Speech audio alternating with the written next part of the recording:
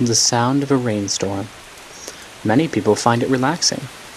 To some fish and animals, however, it could be the sound of death slowly approaching. An increasingly important environmental problem in the world today is acid deposition.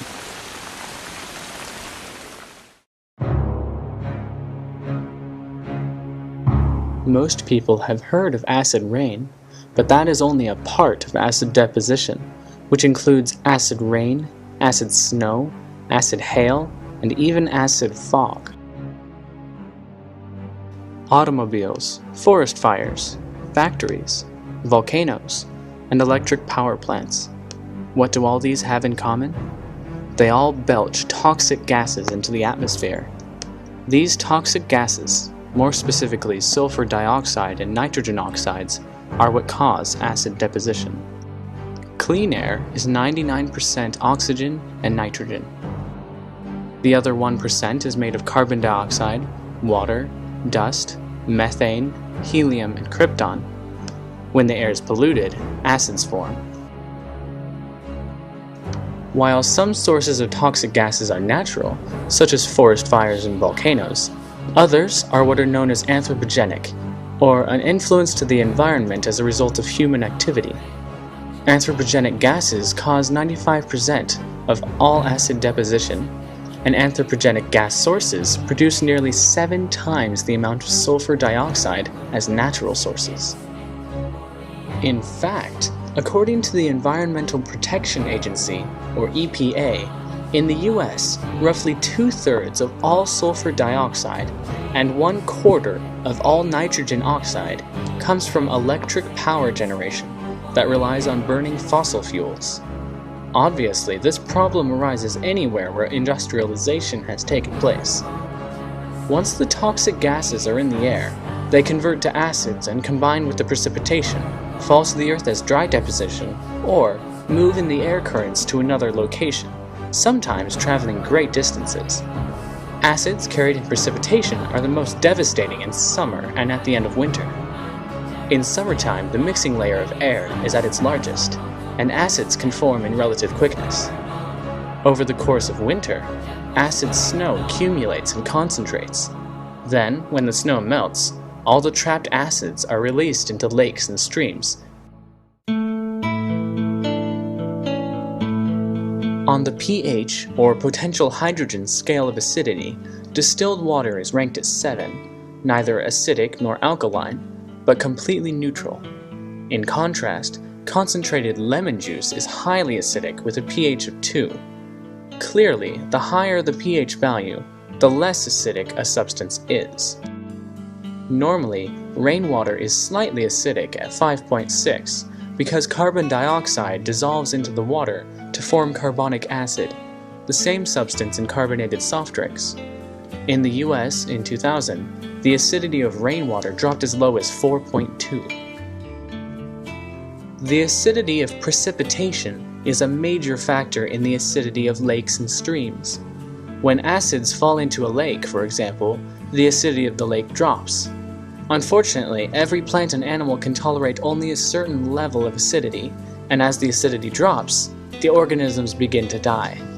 As you can see, the spring peeper, a type of small tree frog, develops normally in water that is pH 7, but when the acidity is increased to 4, the embryo coils abnormally and fails to hatch. Frogs are one of the more resilient animals. When the acidity of the lakes drops to 5.1, the lake trout becomes thin and weak due to a lack of food, and they cease to produce young. The effects of acid deposition expand to plants as well.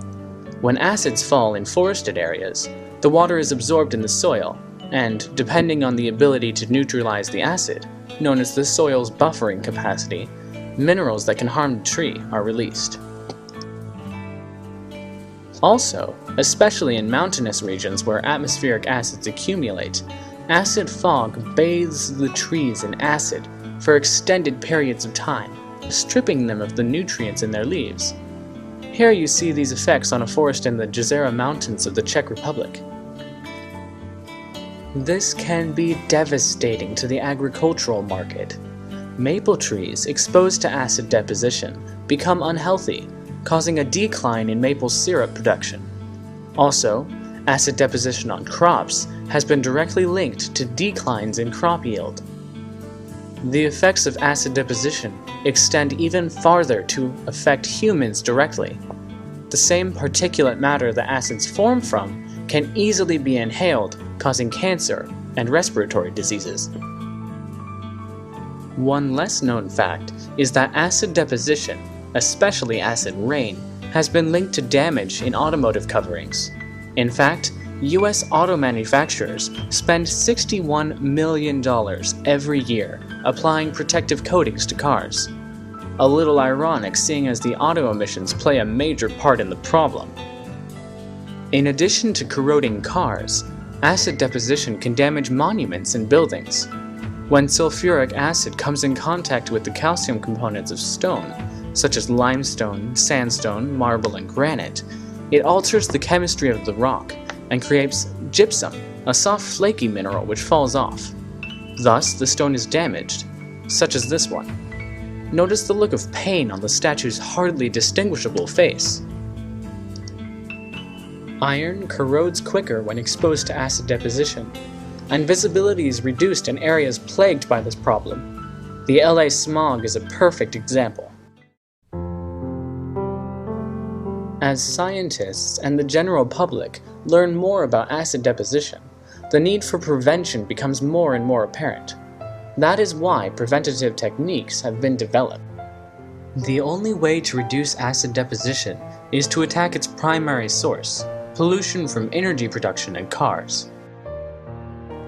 Back in 1970, one solution was to build the world's largest smokestack, but all that accomplished was moving the pollutants into the fast-moving airstreams of the upper troposphere.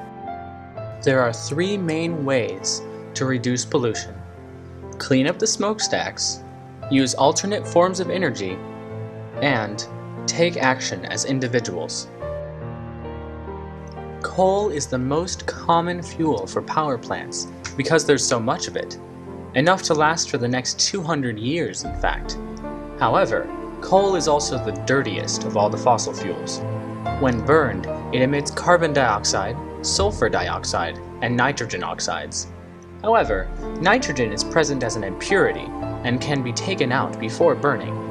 Also, devices called scrubbers can chemically remove sulfur dioxide from the gas stream.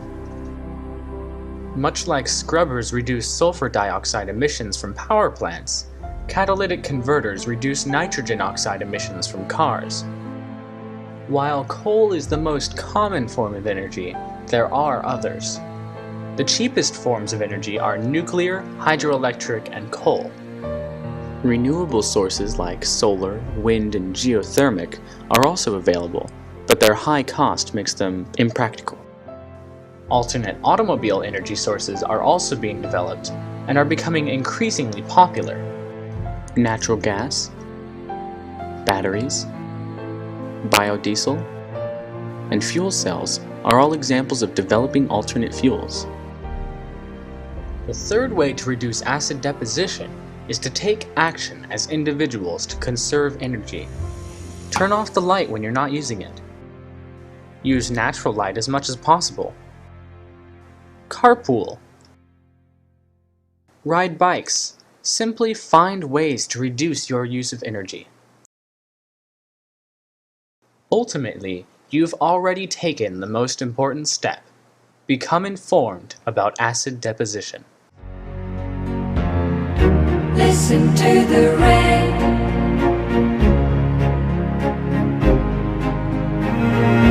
Here it comes again.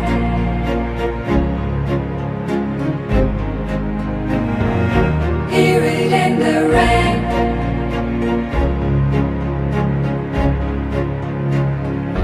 Feel the touch of tears that fall. They won't fall forever. In the way the day